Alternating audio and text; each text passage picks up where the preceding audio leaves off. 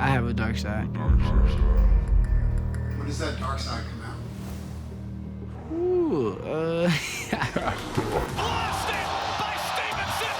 I always had killer instincts in me, but when I was a kid, I didn't know how to tame it. Trying to throw haymakers and knock out blows. When I started traveling across the world, that's when I realized that dark side is not what's gonna help me at the top level in boxing. But I've been learning how to tame it. I try to keep it as calm as possible, but I mean, that dark side come out sometimes. When I get in the ring, it's like a switch. Stevenson in full control. It's either I eat or they eat. That switch just come on when I get in the ring, and I know that. You gotta have a strong mind to tame that. Fighters like Mike Tyson, Floyd Mayweather, and the Terence Crawfords of the world got killer instincts in them, but they know when to put it on and when to put it off. Once I'm at that level, taming that instinct, I can't get no better. Look at that. That's how I feel about it. We almost there.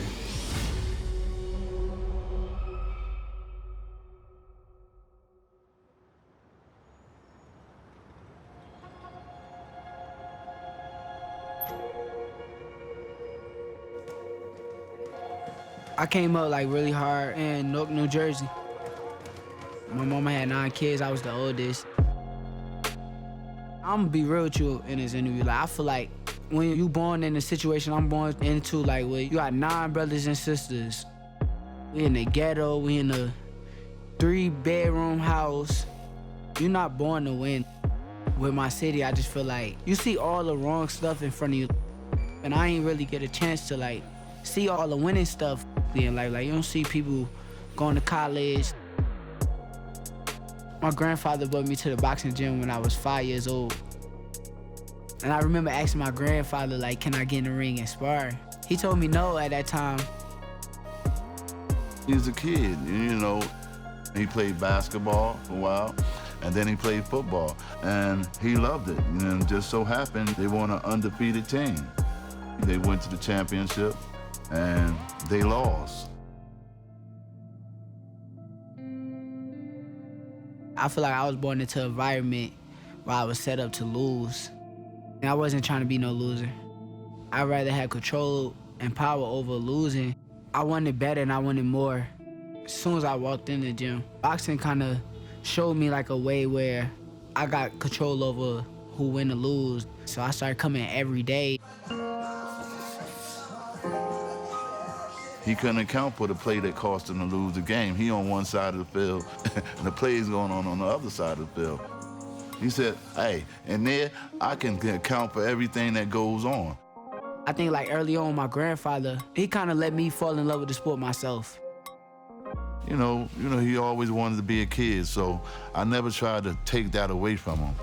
What I tried to do with Shakur, as I was into athletics and whatnot, I took him with me all the time. When we weren't in the gym and boxing, he was with me on the baseball field. And he grew up watching that, you know. I just started falling in love with the sport. You see a lot of father and sons, they'll have a bad relationship because of boxing, where like they was too tight on their sons and they'll make them not want to box.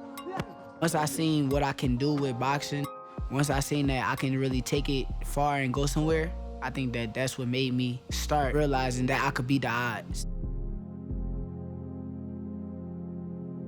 There was personal things that went on in our family, you know, so a couple people got shot and killed and whatnot. It affected him by making him angry, upset. I feel like the death of my cousin affected me a lot. Stuff wasn't going good for me with school at that time. We didn't want none of those thoughts going where he thought that there's a need for him to have to meet violence is with violence. You and I know all you need to be is in the wrong place at the wrong time. We knew if anybody was going to do anything about it, it had to be us. So we got him out of there. I left down to Virginia for like a week with my other grandfather. I saw a better environment. From that point on, I kind of knew like just for my mental, I wanted to go stay with him. I was really mainly focused on school at the time, but we found a gym down in Norfolk, and I still was down there training, and I kind of made a gym in my garage. Shakur was about 7 years old. We were in the regionals in upstate New York, and we had 2 guys, 1 lost. And so Shakur came to me and said, then at 7 years old, he said, Papa, when I come up here, I'm not gonna never lose. And he took it to heart.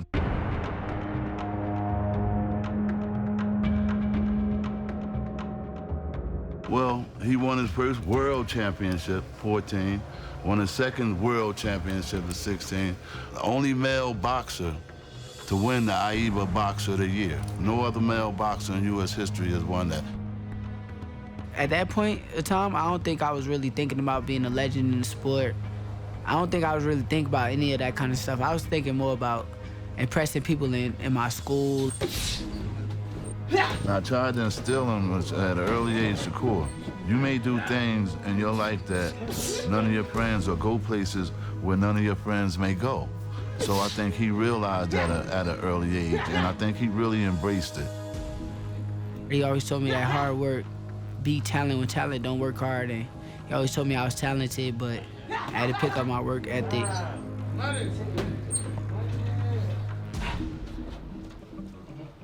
When I went to the Olympics, I was the only one from the U.S. male in the finals. When I seen his hand raised, it felt like it was a funeral. Like, it felt like, you know, like somebody died in your family. I know you wanted that gold medal. I know it's emotional, but you walk away with a silver medal, which is an incredible accomplishment. Can you take any pride in that? No. I don't like to lose. Second. People wanted me to celebrate winning silver, but I don't celebrate second place. All eyes was on me, and I felt like I failed. He came up short, and his biggest disappointment was that he let his country down and he let his family down.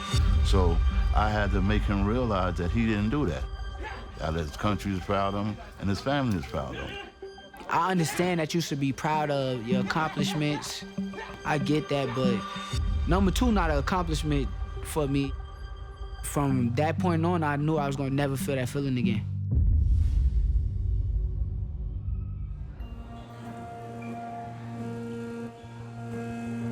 Shakur has 8 siblings. It's 9 of them total. He's number 1. He's the oldest. It was hard coming up in a house with my little brothers and sisters, and they so competitive too. So it's like they kind of made me into a tougher person too. Like, I would come home from fights, and if I lose, I won't like hear the last of it. I think that it kind of turned me into a better boxer and a better person at the end of the day. Like, I had to be the one to bring something to my family and make my family live a better life. As a kid, I used to always tell myself, like, I'm doing this for all my little brothers and sisters and my mother. And I put that weight all on my shoulders, and I carried it all the way to this day. It don't matter where you're from. It don't matter the odds. If the odds against you, either way, you could make it happen as long as you grind and stay disciplined. That's the reason why I know I can't fail. Like, I refuse to let myself to fail.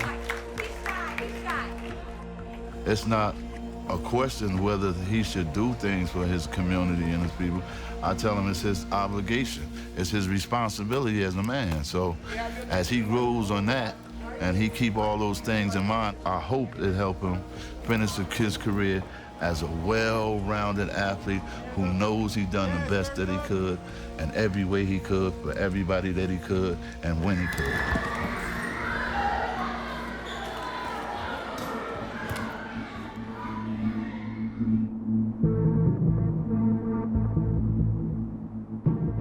When I lost in that Olympics, it kind of turned me to an animal.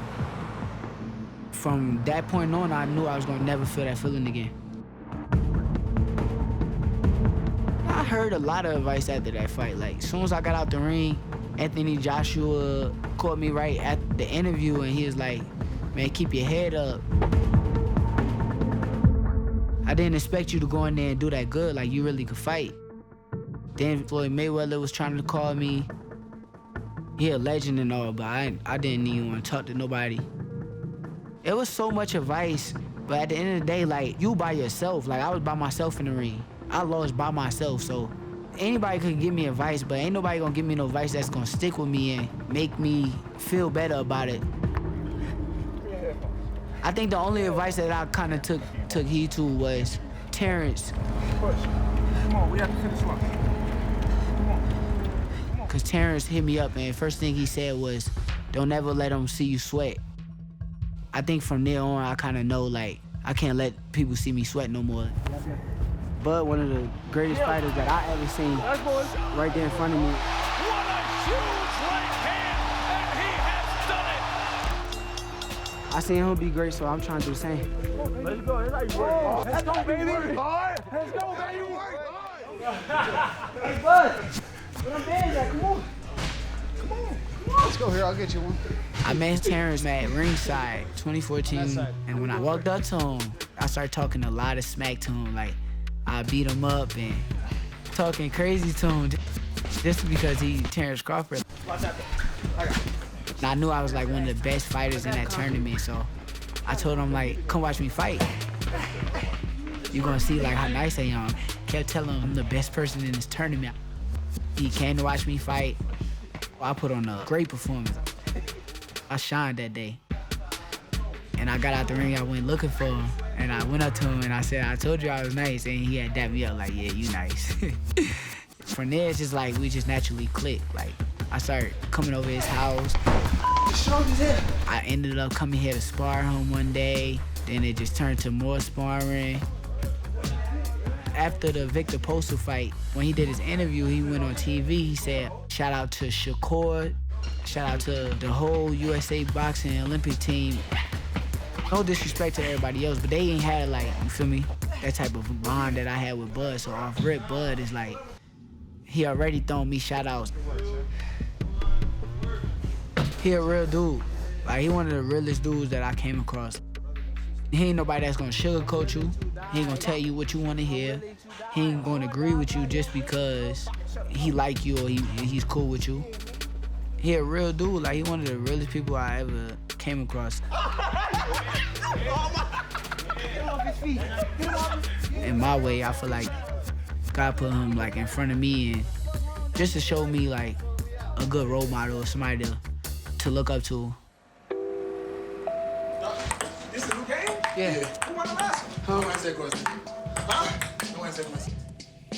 My relationship with Shakur is like a big brother, little brother relationship. And he looks up to me in a way where he see me doing things and he like, all right, well, if you can do it, I can do it. Because he's so competitive, just like me. You know, and I was always telling him, even when I was little, don't want to be like me. Be better than me. It was always gonna be this, like, it was meant to be, like, it's something like with us that he was meant to be my big brother. I won mad games in a row and, you know, I got a little tired. I beat everybody. I got a little tired, that's all. Hey, you didn't beat Bud. I beat everybody else besides Bud. Come on, where you going? Go over there. This might still work. But nice. You been practicing though. This is table, bro. I ain't been practicing no more. I I had to play. don't wear that. Who I'm gonna play? Bud is a fighter who's been at the top level of boxing, and he know what it takes to get there. So I'm just a student. Can't get no better by thinking I know everything, so I have to sit there and I gotta listen to what they got to say. Point. I'm about to get all these points back. I think that he want the best for me. He want to see me be great. I think that he know what I'm built with, and I remind him of himself. So I feel like him just sitting there and watching, and he gonna do whatever it takes for me to be the best, and he's gonna push me as much as he can to be the best, and I appreciate him for that.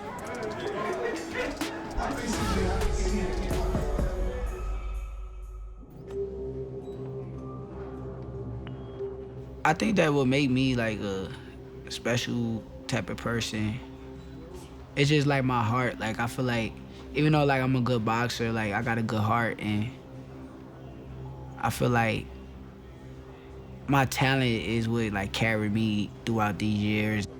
But I think my challenges came more mentally. That fight with Chris Rosales, I think I came off the best performance of my career when I fought on Bud undercard and I got a knockout in the first round. And I had a lot of pressure on myself because I knew in my brain, like, it's gonna be hard to outdo my last performance. So mentally, I had to tell myself, forget about your last performance, go in there and handle business the same way you'll do any other fight. Stevenson in full control. Last crushing blow. Stevenson. Then after that, we went in for Chris DIAZ.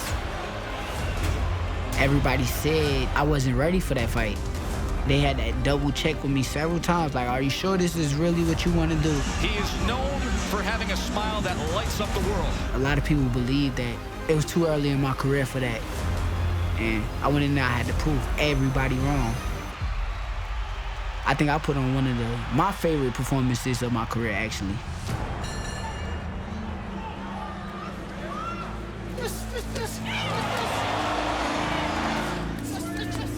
Christopher Diaz fight, I really showed talent,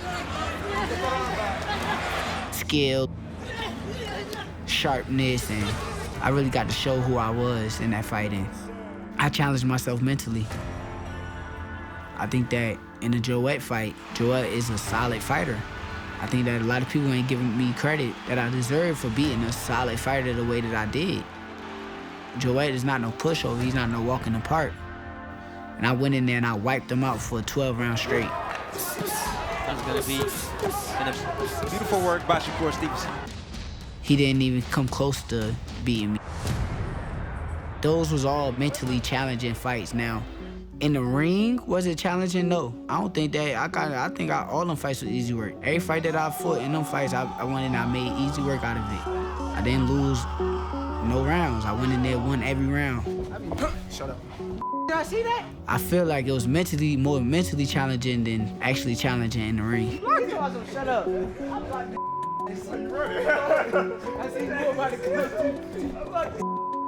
It's gonna take a top-level fighter to challenge me, and even them is probably still gonna be hard for them. That was fast. It was quick as hell.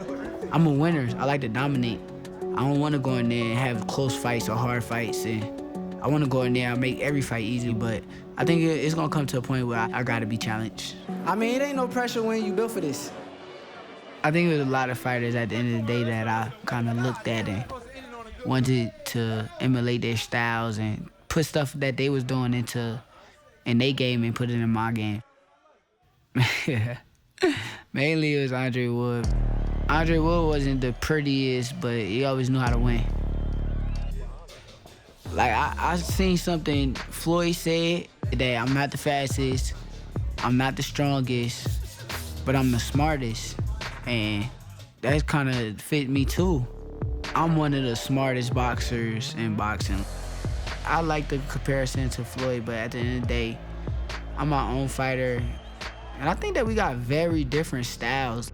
If you sit there and you watch Floyd, some people will be like, okay, Floyd is a lot faster or a lot more elusive than me. No disrespect to the GOAT Floyd Mayweather, but Floyd at 23 and me at 23. If you sit there and you watch and pay attention, I feel like I know more than him. I know distance, and he knew distance, but I feel like I mastered distance. Shakur got good distance. I like the way he uses his loads. Like, it's stuff that I do better than him. It's stuff that he do better than me, and in my brain, it would be the hardest fight for Floyd ever. The problems that Floyd had in his career sometimes was mainly against southpaws. And people might hate me for even saying this, but at the end of the day, I believe in myself, I believe in my talent, so I feel like that would be the hardest fight Floyd will ever have in his life. And I feel like I would win.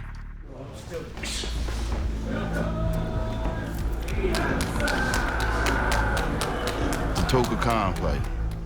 We know two southpaws going against two southpaws, you know. You always want to conventionally go away from your opponent's power hand. Shakur said, listen, Papa, I ain't going away from this man's hand.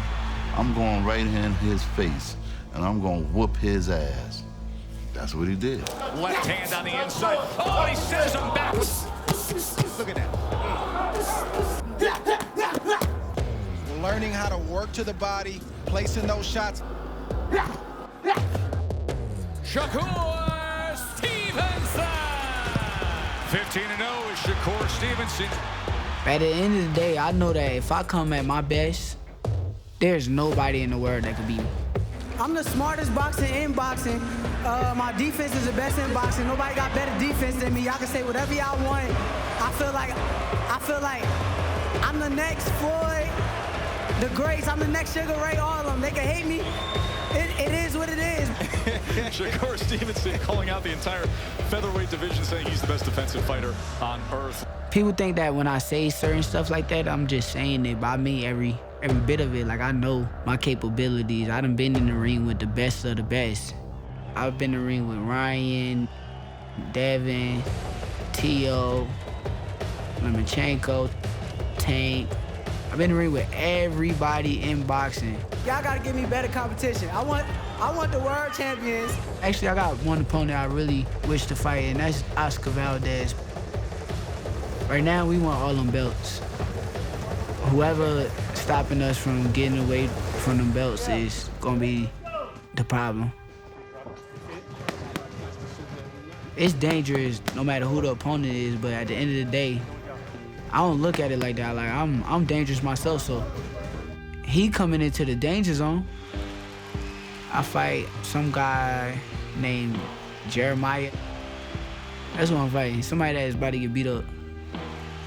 It's going to be a real challenge for his opponent because, you know, from what Shakur told me, you know, his opponent said some things he didn't like. So it's going to be a real challenge. And the challenge is going to be coming from Shakur. You had to walk through fire June 12th. That's how I feel. I feel like I didn't accomplish nothing in the sport of boxing yet. I think that is very early for me still. I think that I got a lot more to conquer and a lot of divisions to win titles in and solidify my name as a household name.